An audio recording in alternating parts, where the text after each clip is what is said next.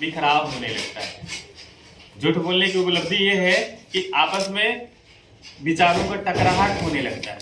झूठ बोलने का परिणाम ये होता है कि हम हमारे जीवन में जो कुछ भी सुख पूर्वक प्राप्त करके आगे बढ़ सकते थे उसमें हमने खुद के कारण बाधा डाल दी। इसे मूसा वादा कहते हैं। ठीक है। फिर पांचवा है सुरा मेरे मज पमाद अठाना बेर बड़े सीखा पदन समझ। जितने भी प्रकार की नशीली चीजें हैं, कोई भी नशीली चीज किसी भी व्यक्ति के जीवन को कल्याण नहीं करता, हमेशा हानि ही हानि देता है। तो इसलिए हानि के कारण ये बताओ, लोग कहते हैं दवा दारू, ऐसे ना, दवा दारू तो कहते हैं नहीं थोड़ा सा लेते हैं। अरे थोड़े से ही कोई मतलब गलत चीजों की शुरुआत थोड़े से ही होता है। तो एक ही दिन में शराबी नहीं बन जाता। किसी व्यक्ति के अंदर एक ही दिन में सारी बुराइयां नहीं व्याप्त हो जाती हैं। कोई भी आदमी किसी गलत रास्ते पे एक ही दिन में नहीं चला जाता है, वो थोड़ा थोड़ा सा ही शुरू होता है ना। तो ये वो 5 नियम है जो हमारे जीवन को सोने से, हीरा मोती से, रत्नों से भी ज्यादा मूल्यवान बनाते हैं। ये बताओ, ये प्राकृतिक तरीके से जो हमारे शरीर में हमको माता पिता के गर्भ से जन्म के बाद हमको मिला है, जो डॉक्टर लोग बहुत ही बेहतरीन प्रयास करते हैं, वो लोग बहुत बहुत बधाई के पात्र हैं। लेकिन जो प्राकृतिक रूप से हमारे शरीर को हमको जो मिला है, क्या वैसे बन पाएगा क्या? करोड़ों रुपए ऊपर से देना पड़ता है, लाखों रुपए ऊपर से देना पड़ता है।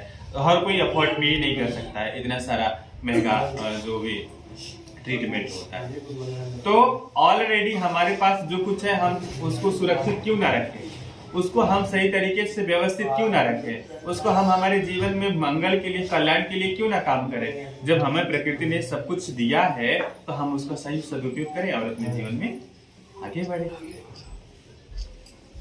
मेरे ग्रैंडफादर के जो एक बड़े भाई थे, अभी लास्ट ईयर 117-18 की एज में उनका निधन हुआ। ठीक है, हाँ 117 साल। बहुत नियम के पक्के थे, नियम के बहुत। मेरे ग्रैंडफादर वो भी 98-99 साल में वो भी गए, लेकिन जो उनके बड़े भाई थे वो 117 साल की उम्र में। क्यों? क्योंकि उन्होंने हमेशा प्रकृति के नियमों को अपने जीवन में उतारने का काम किया। सात्विक प्रवृत्ति के थे, अच्छे विचार के थे, हमेशा सच के सिवाय दूसरा गलत पथ का कभी भी वो अनुसरण नहीं करते। लोग बुरा माने उनकी बातों का कोई उनको फर्क नहीं पड़ता था। जो गलत है वो गलत है, इसीलिए शील ग्रहण करते हैं, इसीलिए अनुशासित रहते हैं, इसीलिए जीवन में आगे बढ़ने का काम करते हैं। ठीक है, तो इसलिए हमने त्रिशरण पेंसिल का संगायन किया। आज जो उपासिका जी हैं, तत्वलीन उपासिका जी हैं, हम उनके चित्त के शांति और सुगति के लिए हम लोग प्रार्थना कर रहे हैं। यहाँ पर आत्मा की शांति के लिए प्रार्थना नहीं होता कि यहाँ हमने प्रार्थना किया और वहां दरवाजा खुल गया। वहां कोई दरवाजा नहीं है। सारी दुनिया के लोगों ने इस चीज को प्रूव किया है कि ऊपर कुछ नहीं, जो कुछ है सब इस नेचर में, प्रकृति में। ये प्रकृति का निर्माण स्वतः हुआ, ये बुद्ध ने बताया, और इस बात को वैज्ञानिक लोग आज प्रूव कर रहे हैं फिर कि इस प्रकृति का निर्माण स्वतः हुआ है। ठीक है, आप अगर 5वीं क्लास के भूगोल को पढ़िएगा तो उसमें दिया है कि कैसे कैसे डेवलप हुआ है। ठीक है, तो इस चीज को हमें समझ करके, किसी की बातों के बहकावे में ना करके, हमें हमारे विवेक का, हमारे ज्ञान का इस्तेमाल करके अपने जीवन में आगे बढ़ना। जीवित रहते आप सेवा करें। कोई भी व्यक्ति अगर जीवित रहते अपने परिवार में सभी प्रकार के सुखों को प्राप्त करता है, सभी प्रकार के सुखों को प्राप्त करता है, तो इससे बड़ी पूजा, इससे बड़ी सेवा, इससे बड़ी यात्रा कोई नहीं है।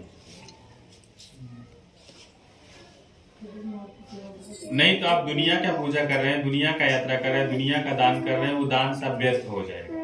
अगर आपके माता पिता दवा के अभाव में परेशान है, भोजन के अभाव में परेशान है, कपड़ों के अभाव में परेशान है, सहयोग के अभाव में परेशान है, तो इस तरीके का कोई भी प्रार्थना का कोई मतलब नहीं है, तीर्थाटन का कोई मतलब नहीं है। अगर आपके माता पिता सुखी हैं, आपके माता पिता आशीर्वाद दे रहे हैं, आपके घर में सारे लोग एक दूसरे का सहयोग कर रहे हैं, आपके जीवन में सभी प्रकार के वस्तुओं का आवागमन अपने आप होगा। आप उनको सेवा करके देखिए तो ठीक है। तो जीते जी वो सुकून से अगर शरीर छोड़ते हैं तो ये इससे यही स्वर्ग है। नहीं तो देखिए ना आसपास पड़ोस में कोई अपने क्या नाम है लड़का शराब पी के बाप को मार रहा है, कोई माँ को मार रहा है, कोई क्या नाम है खाना नहीं दे रहा है, कोई दवाई नहीं दे रहा है, कोई कुछ नहीं कर रहा है, कैसे कर रहा है? उसके बाद वही जाता है लंबा लंबा टीका लगाए, गमछा बांधे, पता नहीं क्या क्या करके सबसे बड़का जयकारा वही करता है। कुछ नहीं होगा इससे।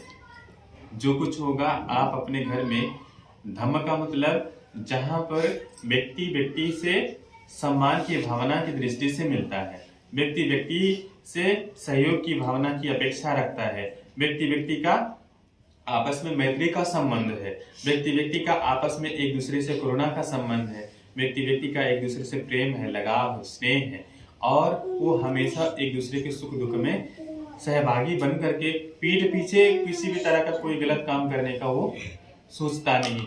वो धर्म का पालन करने वाला परिवार होता है। ठीक है, तो इसलिए कि हमने जो उपासिका जी के लिए हम लोग प्रार्थना कर रहे हैं कि यहाँ कुशल कर्म की बात होती है।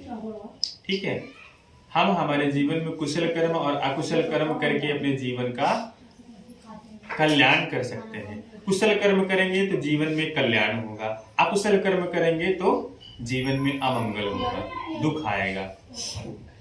ठीक है, तो इसलिए यहाँ हम हमारे जीवन में जो कुछ भी प्राप्त करते हैं अपने कर्मों के कारण प्राप्त करते हैं। अपने कर्म से ही हम हमारे जीवन की उन्नति कर सकते हैं और अपने कर्म से उस उन्नति से अवनति पे यहाँ पे आ जाते हैं। ठीक है, आप देखिए ना आपके आसपास पड़ोस में उनके पिताजी ने, उनकी माताजी ने, उनके बाप एक दो पीढ़ी ने कितना मेहनत से परिश्रम से अपने घर को बनाया, दुकान खोला, व्यवसाय किया, नौकरी किया, कैसे भी किया और आगे बढ़ाने का प्रयास किया। लेकिन जो अभी का जनरेशन चल रहा है कि उन माता पिता ने, उन बच्चों ने कैसे बनाया है, उन दादा दादी ने कैसे बनाया, उनको इससे नहीं मतलब है। इनको शाम को ठेका वाला चाहिए, है ना। इनको क्या नाम है, हर पार्टी में ये चाहिए, हमको ये पार्टी चाहिए, हमको वो पार्टी चाहिए, हमको ऐसा करना है, हमको ऐसा। अरे भाई, आप जिनका आप नकल कर रहे हो उनके यहाँ करोड़ों की कमाई है। ठीक है, तो न जाने कितने लोगों का हक मार करके क्या नाम है व्यवसाय कर रहे हैं, न जाने कितनों का क्या नाम है जिंदगी निकल करके व्यवसाय चल रहा है ना। कफ सिर्फ वाला मामला, सिर्फ कफ सिर्फ क्यों, न जाने कितनी सारी चीजों का ऐसे घटना हो रहा है। तो आप अपने जीवन में जो कुछ भी करना चाहते हैं किसी की नकल ना करें। आप अपने जीवन में जो कुछ करना चाहते हैं अपने विवेक, अपने ज्ञान का सही इस्तेमाल करके करें। अपने जीवन में आगे बढ़ना है तो हमेशा इस बात का सदैव ध्यान रखें कि मुझे मेरे जीवन में करना क्या है। गृहस्थ है तो सबसे पहले है कि पति पत्नी आपस में एक दूसरे से अच्छा समन्वय स्थापित करें। माता पिता परिवार में है तो उनसे भी अच्छा संबंध रखें। घर गृहस्थी कैसे चलानी है वो पहली व्यवस्था देते। ये बताएं, कोई दोस्त ठेके की व्यवस्था करता है, कोई दोस्त आपके घर के चावल की व्यवस्था क्यों नहीं करता? आपके बच्चे भूखों हैं, उनके रोटी की व्यवस्था क्यों नहीं करता? आपके बच्चों की फीस देनी है, उनके लिए स्कूल कॉपी स्टेशनरी लेनी है, उसमें क्यों नहीं वो सहयोग करता?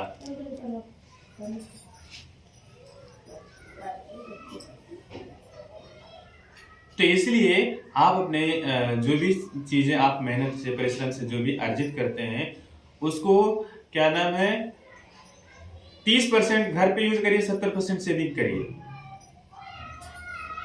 ठीक है, लेकिन यह 30% क्या नाम है 70% खर्च करते हैं, 30% सेविंग करते हैं, तो ऐसे नहीं बन पाएगा ना घर का काम। तो हम इसलिए भगवान बुद्ध की बातों की जो वंदना करते हैं, बुद्ध की जो वंदना सुनेंगे उसमें महामंगल सूत्र है, तमाम सारे सूत्र हैं। भगवान ने बताया है कि गृहस्थ व्यक्ति का जीवन कैसे होना चाहिए, गृहस्थ व्यक्ति को जीवन में उन्नति कैसे करना चाहिए, गृहस्थ व्यक्ति अपने जीवन में कैसे सारे एक जीरो से शुरू करके इस जीवन की सारी उपलब्धियों को प्राप्त कर सकता है, कैसे प्राप्त कर सकता है। ये सब सारी चीजें भगवान बुद्ध ने बताया है कि कैसे लोग का कल्याण हो, कैसे लोगों का मंगल हो।